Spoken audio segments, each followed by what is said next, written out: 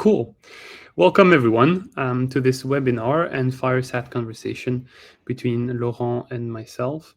Today, we're here to talk a little bit about product management and how it can help in the context of venture building, but also to provide a bit of an open-minded approach to, venture building being one of the many things that you can do in the context of innovation. So our agenda will be split in two. I'll have a bit of a first half where I share my experience and I take one specific case through the way we thought about this. And then we'll have a conversation with Laurent for the second half. So without further ado, let me dive into the first part. Now, I'm sure that a lot of you know, but launching products is really hard. And I picked 3 statistics that speak to me. But there are about 30,000 new consumer products being launched every single year, and 40% of them really only survive on the market. 1 out of 2 even just make it on time, not even talking about long-term survival, right?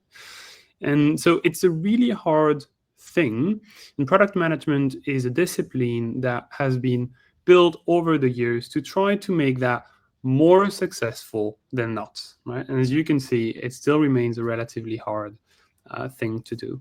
Similarly, launching ventures is a really hard thing to do. If you just look at the survival rate of startups, at 5-year survival rate, it's roughly around a 30% margin. Again, depends how you measure this.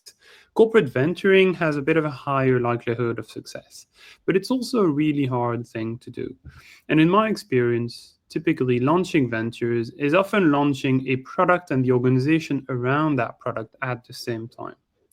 And with that in mind, the objective for me and for Laurent today is to share the learnings of how product management techniques have helped me be a bit more successful than average in launching ventures.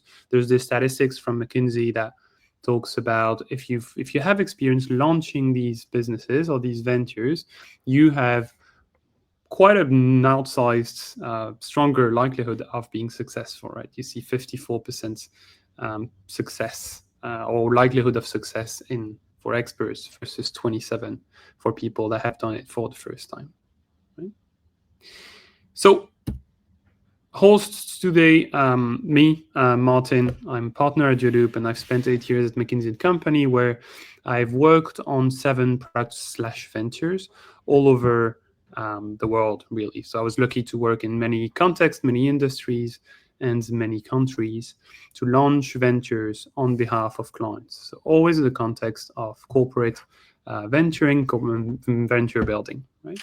And with me, I have Laurent. Laurent will introduce himself at the beginning of the Fireside, but Laurent brings a wealth of experience as he's built quite a few ventures himself, successfully sold a few of them, and now recently authored a book on the topic of corporate venturing and providing a bit of clarity and debiasing by providing a framework as to how to think about the different models and moves that you can make to do some innovation. Definitely recommend the book, which is a bit of a shameless plug here. But so we're here to talk and to share our experience. And the first thing I wanted to do is to set the scene, right? Because product management is very often understood in different ways based on your specific company and contexts. One of the definitions that I like the most is the one that comes from Melissa Perry, Escaping the Build Trap. And she says that product management is the discipline of maximizing value created for the customer and the business over the lifetime of a product. And the reason I like it so much is because it really balances the 2 sides of the coin, right? Providing value for the customer, of course, but also building a venture, a business that is sustainable long-term, right? So that you can continuously deliver value to the customer. And so with that working definition, which really means product management is about making sure you provide value in the form of a business that continuously does so, I wanted to take a little bit of a look as if I think about building a product in any context, whether it's a product, whether it's a feature, whether it's even just a user story within that feature, there's typically 4 steps that I go through. Right? I try to really understand what the problem is. And I try to understand, who are we solving this for? Why do we want to solve this? I try to think about what are the kinds of solutions that I can really, that could address that problem, that I could build to address that problem. And then I choose one of those solutions, I put it on the market, and I make sure that to measure the outcome of that solution with regards to the problem that I wanted to solve. Right? And sometimes we miss the mark, or sometimes we need to reduce a little bit of the feature sets to rationalize. And so we retire, whether it's a product, a venture, unfortunately, or sometimes just a feature, but we clean up to really narrow down on the value proposition based on the learnings. That's a topic that will come back through this conversation. That we have through this flow. Now, I present it in a very waterfally way, left to right. It's actually more of a loop or an iterative process where you understand a bit more the process, you understand a bit more what kind of solutions you can go through, how would you measure success, and sometimes retiring a feature so that you can inform better the problem and try something else. That's when I build a product. And realistically, in my experience, when I've built ventures, it's actually a relatively similar process, just at a different level. The venture is still a vehicle to solve a problem either on the market or for the company that is being built for. Right? And I'll take an example in a few minutes to explain how I think about this. It's also so understanding, what problem are we trying to solve? Who are we building this for? What is their challenge? Whether it's the company we're building it for, whether it's their customers or potentially new customers. Again, going into how are we going to deliver this? And I think that that's one of the very interesting things that Laurent has structured and brought, is there's actually many ways of building value, of innovating to solve a problem. He lists 50 of those models, which are ways to solve that problem. And again, how are you going to measure success? What's the dashboard that you're going to use? That's, again, put in the book of Laurent. What's the dashboard that you're going to use to measure the success of said venture? And then, with the end in mind, what are the exit opportunities? Some of the ventures I've built have been sold to other companies. Some have been, unfortunately, killed, and some continue to survive today. Right? But what is the learning that you bring back into your innovation strategy so that you can do it better, and so on and so forth? And so Eric Ries wrote the Lean Startup. It's probably a cornerstone of innovation still to this date. And he, at the time, was defining 4 angles or 4 pillars that he thought were interesting. The value, which is whether we are building something for solving a problem for a group of people. And again, when we're thinking about venture building, it's either the company itself or their customers, or a mix of both. Right?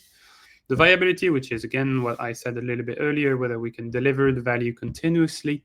And that's not only the financial aspect of things, it's also the legal, the compliance aspect of things. AI, for example, is still a little bit of a blurry area right now with the AI Act coming down the horizon. So viability is the lens by which we should think about these things. The feasibility, which is, okay, can we actually deliver the value? And can we do that in an efficient way? And then the learning speed, because very often when I was building ventures, at least, the venture that we ended up building was adjacent, but rarely the one that we thought we would be building from the first, I would say, PowerPoint text. Right? And so there's a lot of learning that happens between the moment you think you have a good idea and the moment where you actually have a business that runs. And so maximizing that learning speed is a way for you to increase the likelihood of success of the venture. And so, again, Melissa Perry talks about product managers are the shepherds of risks, not the owners of output. So product management really is a discipline that is there to manage risk. And there's these 4 risks when you're building a venture. When you're building a product, we typically refer to a 5th and 6th one, which are usability and ethics, which are probably, ethics is as relevant here. Usability is probably not as relevant. But the point being, product managers are there to manage the risk and make sure that we take the right decisions at any point in time to de-risk the likelihood of success of the product or the venture that is built on top of that product. And so today I'm going to share a bit of a case study of what I've done in a couple of years ago, 3 years ago. And I'll highlight three of the models, and we'll come back to this slide later, but I'll highlight three of the models that Laurent explains in his book and just lists in his book. The ones that we'll highlight are venture building, as you might expect from the title of this talk, but also touch on strategic partnerships and acquisitions as a way to build a venture, an innovation company, or an innovative bet, however you want to call it, that helped my clients to deliver on some of their ambitions. So, a little bit about the case study. The case study is the following. I was working with a company 3.5 years ago. It was an oil and gas company, and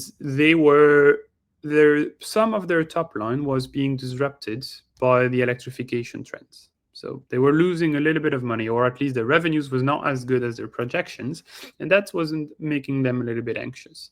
On top of it, they did not have such a culture of fast, iterative learning, which they believed was key to their success long term. And so we helped them think about what could you do to acquire this part of the culture that you think is vital to your survival, while also restoring or at least compensating for some of the top line decrease that happened in the last couple of years. And so criteria for success in that context was we needed to generate back some of the top line, and ideally we needed to generate 500 million euros back of top line.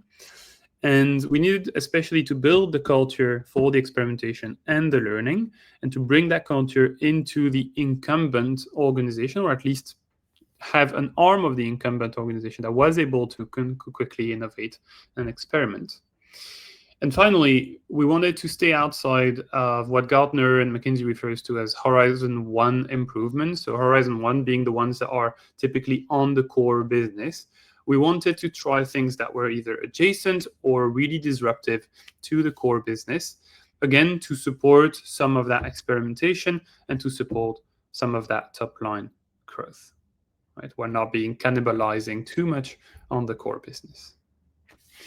And so what we helped them think about a bunch of things. One of them was actually to think about there was a gap on the market for a B2B value offering on fleet management. So think about the Post here in Belgium. They have a fleet of vehicles. These vehicles were working on fuel engines mostly. The Post wanted to move towards electrical vehicles, but there were two main challenges for their kind of needs. One was they needed to have vehicles that would be charged with the right charge so that they could do the tours and the rounds of the Post people, but also they needed to be able to have depots where they could charge those cars efficiently. Right? And so we looked at a series of options. That's the option that we took and decided to go after. And when we did a bit of a survey to understand, okay, what does it mean to build a EV B2B fleet value proposition? This is non-exhaustive because it would take way too long to go into the details, but I chose 4 of the jobs to be done, which is a technique in product management that clearly identify what were the needs or the modules, the things that we needed to support for our customers. Now, the first one was we needed to help them figure out how to build and onboard depots because, again, you have a fleet of vehicles, you need a place to charge them. Right? We needed to be able to help them charge the cars and the depots efficiently, which means making sure you know which car is plugged into which charger. That's the easy bit, but also making sure that your infrastructure supports the network load and that your charging happens in an efficient way, both for the network, so that you don't overtake, or you don't surpass the limits of the network, but also importantly in terms of finances, to make sure that you don't charge at the moment where the electricity or the energy is the most expensive. We need to allow drivers to charge on the road, because if anything happened, they needed to be able to quickly charge on the road to top up their cars. And then we needed to be able to have the telemetrics on the drivers to make sure that we knew, okay, who is driving this car? What kind of route do they have? What is actually their driving style? Are they driving more? Are they and consuming more energy? Or are they, when they're driving, consuming less energy? Right? So that we could understand and coach the drivers in how to best use electrical vehicles. So these are 4 activities that we needed to build for our customer. And we started with that. 1, an understanding of, okay, we know a little bit about the different modules, jobs that we need to support for the customer. We have a clear criteria for success, which is within 2 years, we need to regenerate some of that top line, and we need to have an organization that has a culture of experimentation and innovation. And what I meant for us was, to be very concrete, experimentation. We wanted to have a number of experiments per week that we were running in details. Now, remember the 4 risks, right? There's, in product management, we talk about different techniques to test those risks. So testing about value is really testing about, are we solving a problem? Are we solving a problem for the customer, and is that problem important? And typically we refer to as underserved, which is they don't have another way of solving that problem, which is good enough for them. Right? And there's techniques that you can use to test these things. Some of my favorite, just in no order, Wizard of Oz is a way to just pretend that the system works and to actually try to do things manually behind the scene. The explainer video is a great one that Dropbox used before they launched, where they just created a video and pretended that it was all working and great, and they used that as a proof of value, a proof of people being interested in their product to launch and to start building. They had no product before that video. Definitely recommend going online and checking that video if you're interested. Brings you back some memories. So what did we do in our case to test for value? We did it through letters of intent. So we were in the context of a B2B offering, and we had conversations with potential customers, and we signed 2 letters of intents with 2 different customers as to, okay, if we are able to deliver on the different jobs to be done that we've described together, you're interested and you would work with us. Right? Obviously, they had preferential rates and preferential treatment. Important though, they were willing to pay. So they were willing to pay even for a beta, just early access to the value proposition. They just had a discount on the access. And then when we looked at the way to deliver, it was impossible for us to build a team that is able to build and onboard depots, build the algorithm that allows us to optimize the charging in of the cars and the depots, build an entire network of charge points across the country to allow people to charge their cars, and build the user experience that allowed us to tie it all together and provide a seamless access to the value. So we looked at, okay, how can we actually deliver this? And we knew that we had a risk. We were testing for value first. At the same time, we knew that to deliver that value, we needed absolutely to have a collaboration with a company to allow drivers to charge on their cars. And so what we ended up doing was we signed a memorandum of understanding with a well-known network in the country to say, okay, if we launch this venture, then you agree that with our drivers will be able to, you will issue charge cards, and the drivers that are linked to our value proposition will be able to charge their cars at a certain rate that we will cover for them. Right? So we started to test here, what is the value that we're having? We have 2 letters of intent, and how are we going to deliver this with the memorandum of understanding with the network? And then we looked at, okay, well, the next bit is, okay, if we know we can build this and that there's value for this, how are we actually going to build it? And how are we going to monetize this? So we looked at viability, right? And again, product management will, traditional books will talk about a different series of experiments that you can run for a feature, a product, and so on and so forth. Some, again, that I like, piecemeal, which is just trying to pull things that exist already and bundle them into a value offering to see if that at least works financially. And then the usual stuff, like building a financial model to understand and the projections behind this. So how did we do this? We actually ran a piecemeal. So I already touched on using a network of charge points outside of the depots. We also signed a memorandum of understanding and in the end, a collaboration with or a partnership with a company that was doing depots installations and verifications. Because this was not part of our core value offering. We were there to help them manage the depots and the fleet itself, not especially install them. But we needed someone to help us get over that barrier of installation. And so we ran a piecemeal kind of user experience. And at the beginning, what it really looked like was we had a partner to install the depots in our first customer. We had a company, a partner that we ended up acquiring, but at that time was a partner in the US that had an algorithm that would allow us to manage the depot and charge the cars. We had as I mentioned, a partner for the charge outside, and most of the logging and user experience was actually emails. So we emailed with the customer every day or every few days. Whenever he had a question, the fleet manager would email us, and we would basically work with the different partners to answer that question or try to deliver it and send it back to them.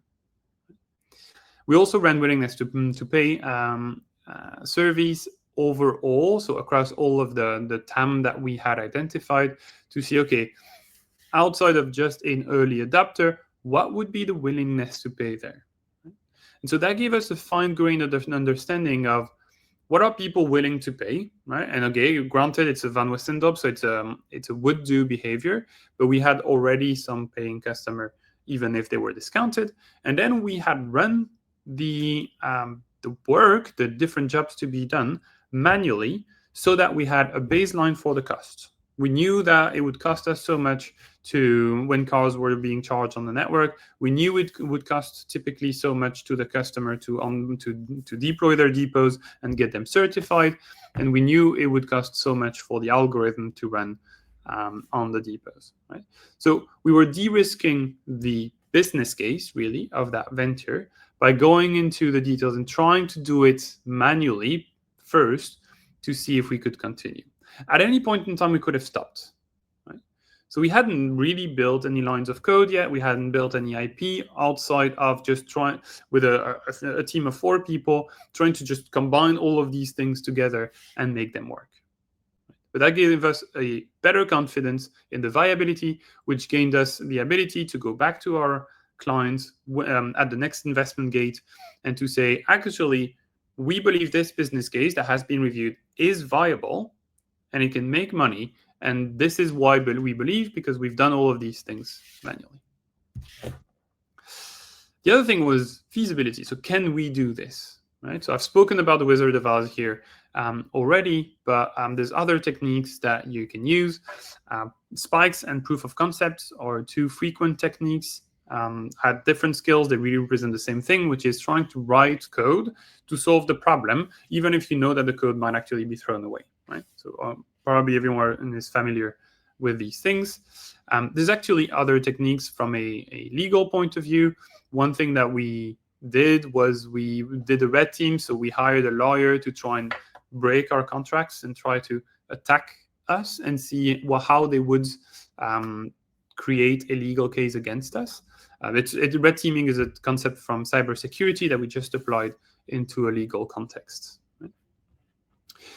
Also, so in our example, we ran this red team, but we also ran a spike for the algorithm. So I told you we had this partner that had already an algorithm that was doing energy management. We thought, can we do this ourselves? Right? Because the partner was expensive as a partner, and the valuation of the company was relatively high, which meant if we wanted to buy it, it would actually be quite a costly thing to do. So we thought, okay, let's put a couple of engineers together, actually a bit more than a couple, and let's see if we can do the algorithm ourselves. We spiked it, and we very quickly learned that it would take us probably a year and a half to get back to a value proposition that company had. And the cost-benefit analysis just showed that it was better to buy the company. It was just easier to buy the company. And so that's the thing we did in the end. We looked at, okay, how can we accelerate our time to market? How can we build the intellectual property in the company?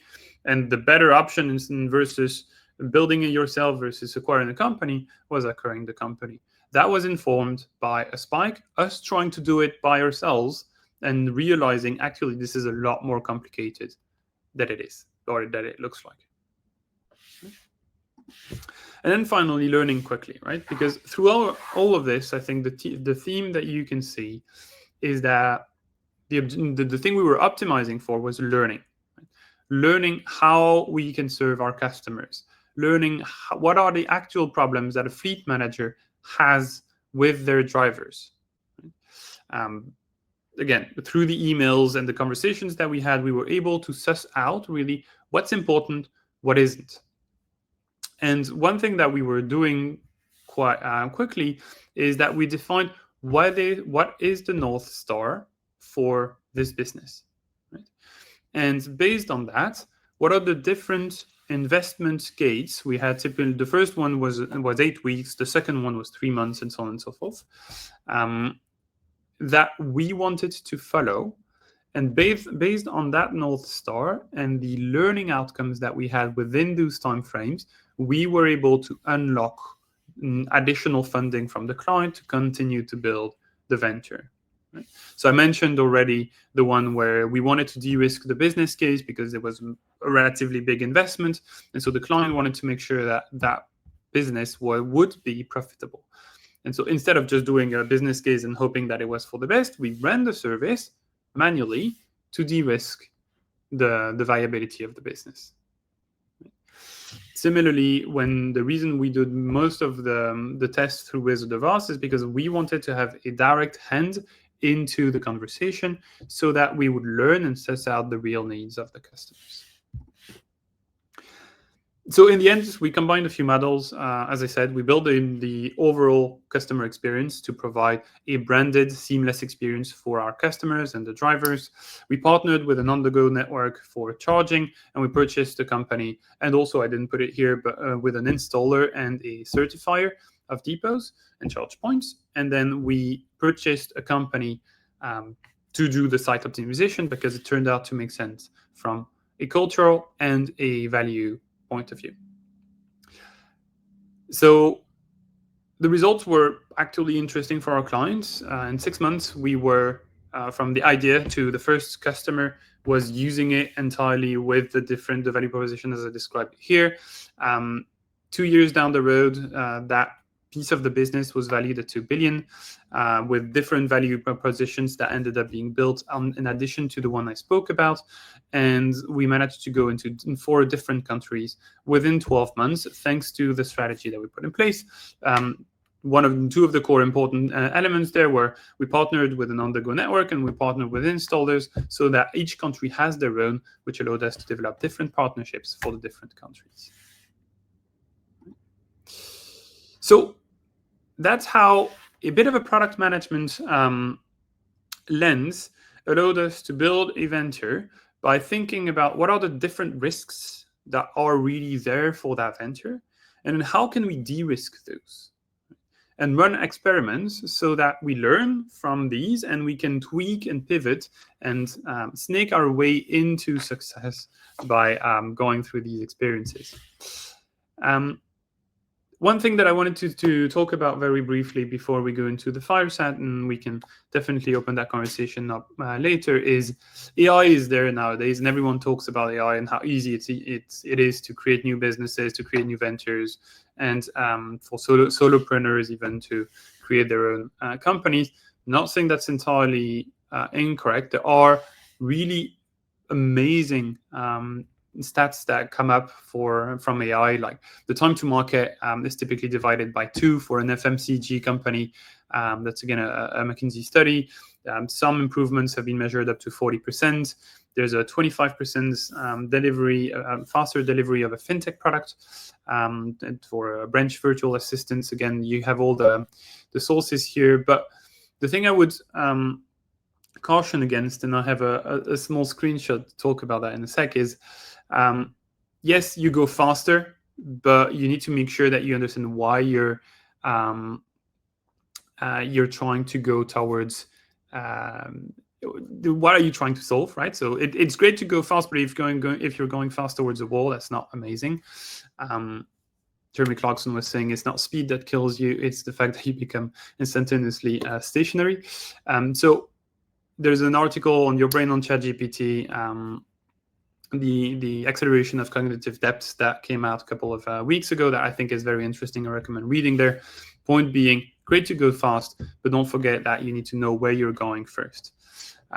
Productivity improvements, yes, but quality tends to be lower. Dora reports from Google last year show that there's a 10% decrease in code's quality, which is the main thing that is being improved by AI today. And so again, really make sure that you know what you're doing and you know which prices you're paying at which points.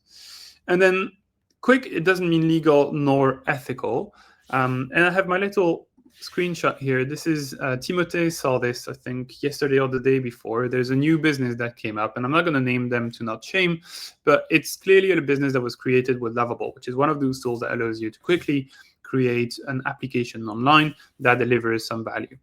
Honestly, website was great, value was very clear, value proposition was amazing, pricing made sense. But Timothée had the reflex of clicking on the legal conditions, and that's what they looked like. Right? So that business actually is not legal, and if we were to use it, we would probably be in troubled waters.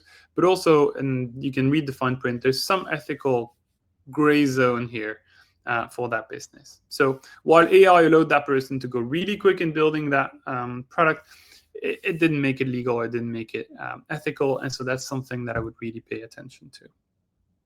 Right?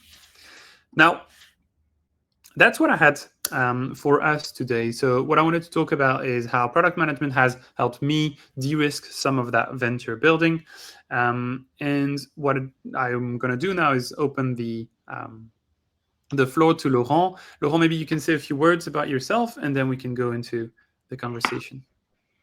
Yes, thank you, Martin. Very interesting keynote. I even learned something. I'm Laurent Kinet. I've been building startups most of my professional life on technology, data, AI, but always intended to the B2B sector. So I've worked one foot in the startup open spaces and another one in the corporate boardrooms. And so over time, I've developed an acute translation engine between those two worlds because, having corporates collaborate with startups is like having gorillas dance with mice, as I like to say. So it's a challenge. And so this expertise in corporate startup collaboration has been, let's say, described in my book, Corporate Venturing, a Framework. And we distribute the value through keynotes, private talks, workshops, but also technology with the open innovation and innovation scouting technology platform Novable, which helps innovation professionals identify and validates the most relevant startups worldwide to feed their industrial processes and innovation projects, basically. Yep. And I'd love to hear a little bit about your thoughts because, okay, my experience is venture building, right? That's mostly the model out of a bit of acquisition, a bit of strategy partnerships, but venture building has really been the one that started most of my experiences. Yeah. And to me, it's an interesting one because it combines this agility of startup, right? And this ability to just try things, break things, move fast, right? And learn, most importantly. But it's really two different worlds, right? So how do you reconcile that for yourself? Yeah, it's true that venture building is one out of many ways of engaging with startups for corporations.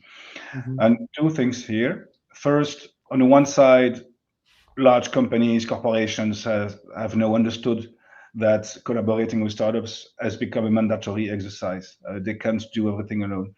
And we meet with hundreds of corporations, and we see a lot of initiatives going in that direction. And so it's a good trend. But some of them, not to say most of them, still remain at the surface of things. You know, they build showrooms instead of systems. So they work with startups, but startups don't enter the core. They don't connect to the bloodstream. But on the other side, when venture building is concerned, it's true that a product mindset, so the discovery aspect and everything, is more than useful. It's required, and not only for venture building, for any other model. It requires what I call a structural porosity, an organizational permeability to enable ventures go past MVP. And this porosity concept is something I like a lot, because it has a lot of impact on corporate innovation. So the porosity mindset, it's a design philosophy, let's say, because most collaborations, most corporate venturing activities are still built around the outside-in mindset. So you have the startup outside; it's the outsider, and you spot it, you scout it, you run a POC, or maybe you acquire it. So you bring it into the system, and you try to control the flow. But experience tells that real innovation actually doesn't want to be absorbed. It wants to be exchanged, through a membrane. So the porosity is a kind of intentional permeability. So it's allowing ideas, capital, talent, culture flowing both ways. So from the corporate to the startup and the other way around. And so when you have this porosity mindset, you shift from absorb to embed, let's say, to you go from manage innovation to host transformation. So this is the porosity. And we have 3 layers of porosity. And that's interesting to understand the importance of it when you build ventures from inside. The first is the human porosity. So it's the front door. It's where people start mingling together, cross boundaries. And what I like to say is that this is the easiest to underestimate and to forget. But it's also the most powerful to unlock, because no matter how smart your processes are, if the people don't trust each other, it dies. So it's the first requirement of everything. So it's for example, leaving your teams develop real relationships with startups, not just manage transactions, for example. So when a manager feels challenged or a founder feels recognized, it's when collaboration becomes powerful. The second layer is the process layer. So it's what we call the machinery layer. It's when things start to become complex, and usually it's when most startup collaboration process are likely to die, because it involves building exceptions to corporates' existing processes. And so it's very it's the middle layer, let's say. It's friction focused.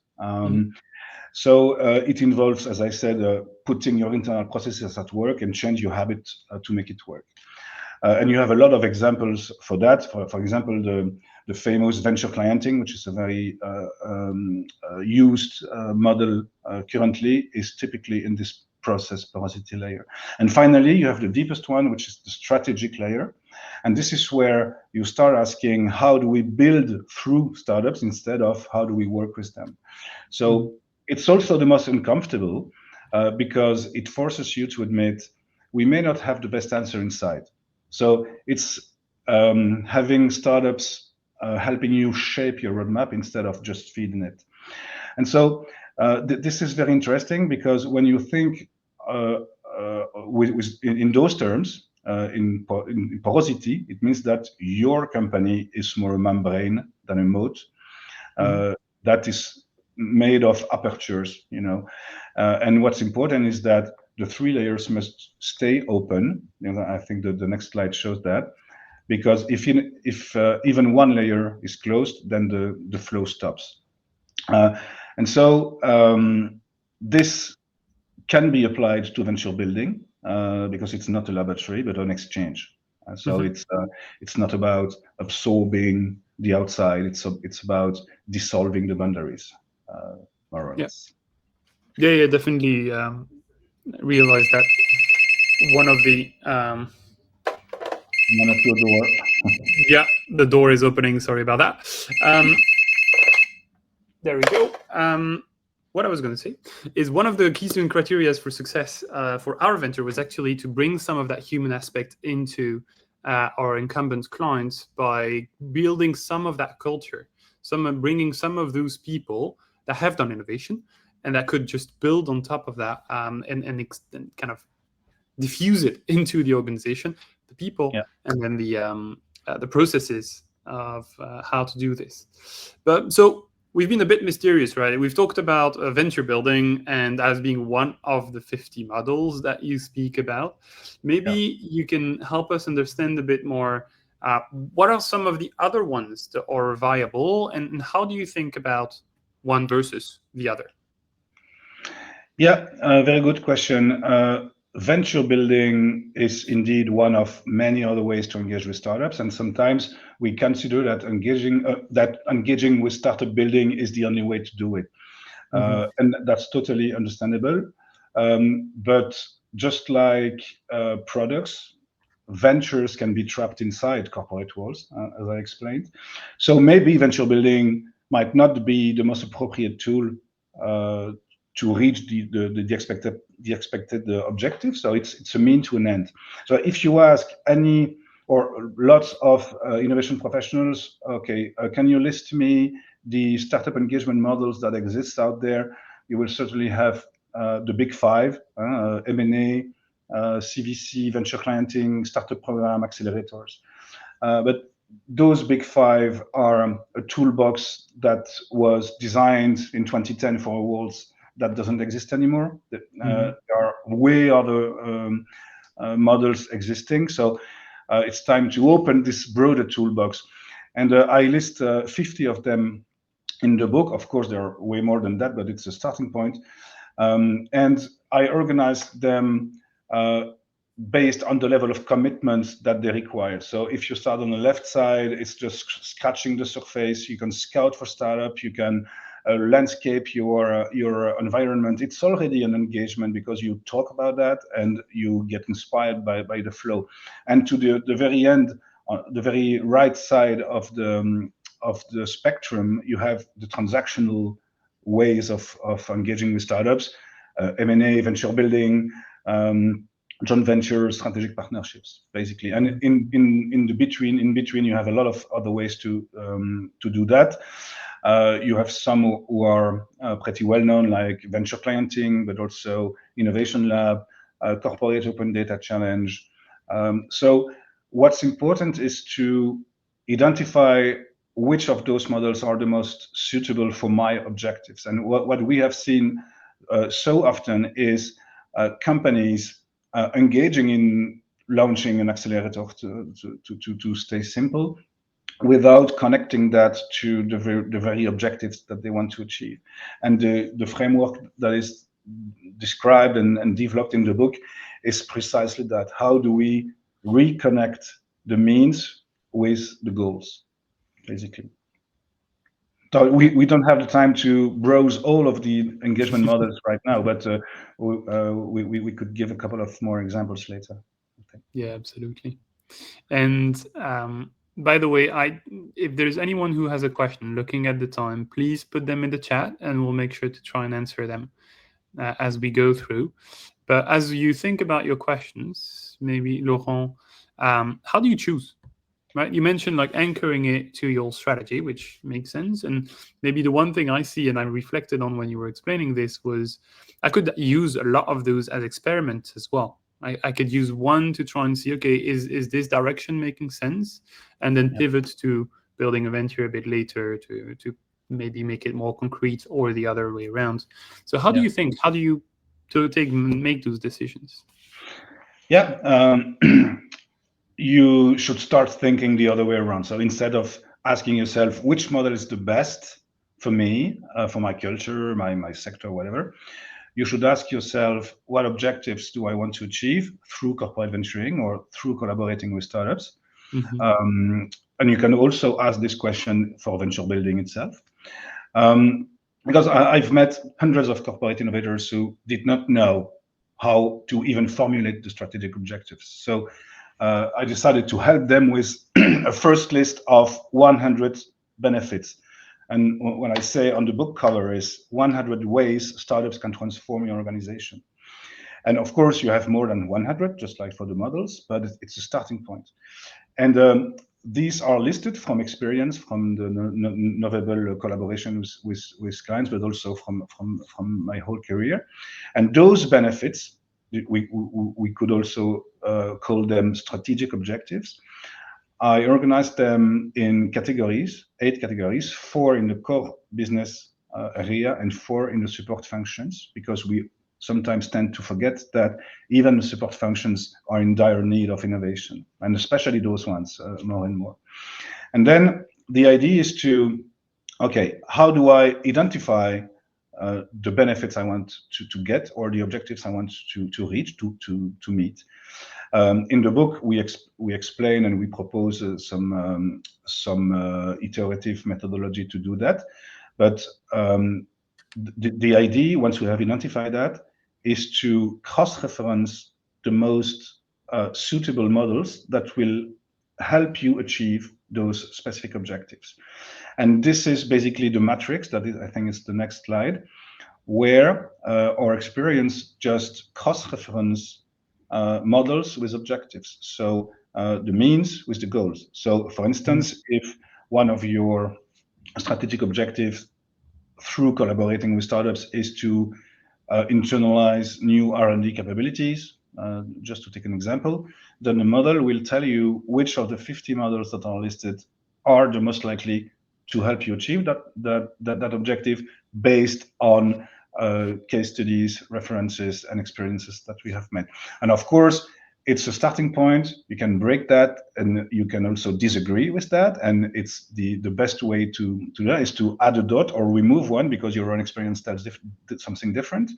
But at least it helps you take the first step, which is often the most difficult to take, and it will, in a couple of hours, literally, to help you going from a vague ambition to a structured open innovation strategy. Mm-hmm. And this is often used by innovation teams within large companies to have something to break, to have something to discuss about, and to bring people around the table and say, hey, no, I don't agree. I see this like this. Because before that, the corporate venturing literature was either too theoretical or less iterative. So what I wanted to do is transform theory into a very practical way, hands-on way of doing things, a bit inspired from the business model generation canvas. Yeah, it's pretty cool. I would have loved to have that because there's a lot of those models that I didn't know existed before. But and I think we have questions. But one thing that I wanted to ask before we go there is, okay, we talk about startups, right? And that's a bit of like a wide term, as in like startups in general. Cool. Yeah. I know for myself, I ended up finding this company, which was a bit more than a startup for the energy management by honestly browsing a lot of Google and giving calls to experts and being like, hey, who the hell is doing this thing? Because I need to do it. Can you find me someone who does that? And I was lucky to have the network of McKinsey to get through that relatively quickly, right? So I was lucky. But you talk about all of this. How do you solve this nowadays? Yeah. It's the very reason why we decided with Olivier to create Novable. Not only because scouting startup just fulfills one tiny step in the innovation value chain, but because we consider scouting being the foundations of everything else. And to answer what you thought about startups, we say startup because it's easy to understand, but we should say innovative entities, because it can also be scale-ups, SMEs, non-profit, or academic research centers, whatever. So anywhere where innovation lies or hides. And we developed this technology, completed with expertise, to quickly identify the most relevant outside innovation that could help you push your innovation projects further, or just to inspire you with what's cooking up out there, or depending on the use case, you can, in any case, start by scouting. So scouting and building, when we were talking about venture building, scouting and building are the two sides of the same corporation innovation coin. So you should scout before you build, basically, because it will avoid you redundancies, it will import best practices, it will benchmark your ideas, find new angles and edges, and even secure viability, just by knowing your environment and by not reinventing the wheel. So you can scout for any kind of use case for corporate innovation, but we structure that in three main categories. First, you can observe the market, so what's cooking about there, as I said, or you can collaborate. Venture clienting is being the most prominent model, or you can transact, so invest or partner. So for anything, so scouting for any companies in this world should be a process, not a project, because it should be a permanent layer of antennas open. So it's the foundation of everything. It's the best tool to ensure the porosity mindset, basically. Yeah. And with Novable, we do that using AI and expertise, which helps. It does, absolutely. I'm going to take the questions that we have from the group. I'll just take the first one to begin with. I don't know if you can all see that, but apparently I put it in the middle of the screen. What internal processes most often get in the way of rapid testing or launching? That is for you. That is for me. Yeah, I'm happy to answer that. I think... So I'm going to take a bit of a step back from this question, because the question is biasing my answer. So there are a few things that make it hard in companies to rapidly test and launch, right? But I would argue they're usually not process per se.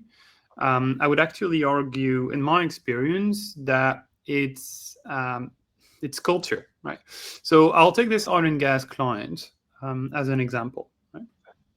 And to give you an idea about their culture, they have this rule where anywhere in any of their offices, you could not walk downstairs with your phone in your hands, and you could not walk downstairs without holding the ramp, right?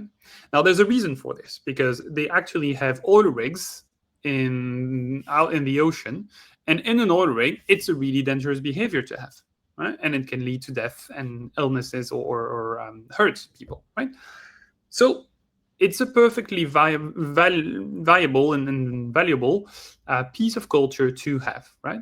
But what it does mean is that it's not a risk-taking culture, right? They're not familiar with the fact of even taking a risk by walking downstairs with your phone, which, if I'm being honest, that it's not too much of a risk, right? And so the things that get the most in front of rapid testing or taking risks or trying things is typically this culture of the incumbents company. Now, that's usually why my advice to go away from this with clients is twofold. Is one, as much as possible, try to create an entirely different entity, a different company, right? You have 100% ownership of that company. That's entirely fine. The revenues are yours, but it's a different company. And you can use some of the internal services like HR and payroll and stuff so that you manage the cost of that external company. But it is an external one with different people, right? Because then you have the opportunity at least to just restart a new culture, right? And not take some of that culture with you which unfortunately can be a bit of a slowdown. The other thing is very practical, and it follows. It's get different offices, don't work in the same space. You can have co-working spaces, and where some of the incumbents share the desk with the venture building or the innovation part, right? That's great, and that's a great way to maintain porosity to some degree. But don't go in the headquarters of the main office in the fancy, cushy, beautiful offices to build a venture, right? Because it's not the same mindset. You want something scrappy, you want something fast. And again, it goes back to culture and the environment in which you build the thing, right? In terms of processes, I actually would argue that corporate processes to some degree are valuable for startups. So one of the things that really helped me in building ventures was I had a board meeting every month. I had to prepare for my board meeting every month. But it did mean that I had to really think about what are the decisions that we're making? Why are we making those decisions? And how am I going to justify to my quote unquote investors that I'm making those decisions? And if you have great people on the other side that are willing to try with you, then you have this great balance and equilibrium where they force you to articulate, think, and express your thinking in a way that it can be challenged and it can add value. Right? So I hope I'm answering some of the question by this, but for me, it's mostly culture and human versus process per se. Anything you want to add, Laurent? No, it's perfectly aligned with the porosity concept we evoked earlier. Mm-hmm. Um, yeah, for a corporation to be transparent, it means that you should ensure mobility and even geographic mobility. So the physical place where you build ventures might be important if you still have access to the core. But apart from that, I totally agree with what you said. Yeah. Let me take one for you. The last one that we had. So Caspar is asking, it was somewhat covered, but could you give a couple of examples of unexpected startup engagement models we don't usually see, or the underestimated ones? Yeah, that's a very good question, because even if I listed 50 engagement models, you have some stars, and also it's a very it's a practice that evolves very fast. So you have stars and peaks and lows. For instance, corporate accelerators are decreasing in terms of traction. But I will take a couple of examples that foster human porosity, because as I said, it's the easier to underestimate. And we have in the list people-focused models like secondment programs, talent exchange programs, skill development workshops. You know, there are models where you have more than interactions, you have exchanges. So, you know, when an executive spends some time, a couple of months in a startup and comes back changed in his work, with a mind shift in his work, or when a founder spends some time or walks your factory floor and gives a fresh perspective on things and see things that your team missed. So those engagement models are very interesting because they require low commitment, low budget, while having a big impact, and especially in terms of human interaction. So to encourage, to foster this first human layer of porosity to be efficient, you have in the toolbox some things that does not require business cases to define at board meetings, but that you can decide even yourself without even swiping your credit cards. So I would take those examples because we have seen such models in companies, but not a lot, and it's totally underestimated in terms of impact. You also have some examples like advisory or board seat roles, where a corporate executive or even a middle manager takes a board seat at a startup, bringing the experience from a large company and maybe for the market the startup is targeting, but also getting back home with a lot of startup reflexes and things like that. So I would strongly recommend companies engage with those models that are really the barriers to that are very low. Yeah. Very good. I see we're at the top of the hour, so we can continue to engage on LinkedIn if you have some questions. Happy to try to answer some on the event post as well. Thank you, Laurent, for being with me for Thank this you, Martin. conversation and bringing your wealth of experience. Thank you for hosting this. Of course. And I wish you all a very good day, sunny day in Belgium for if you are around here. And see you next time. Thank Have you. a nice day ahead. Bye.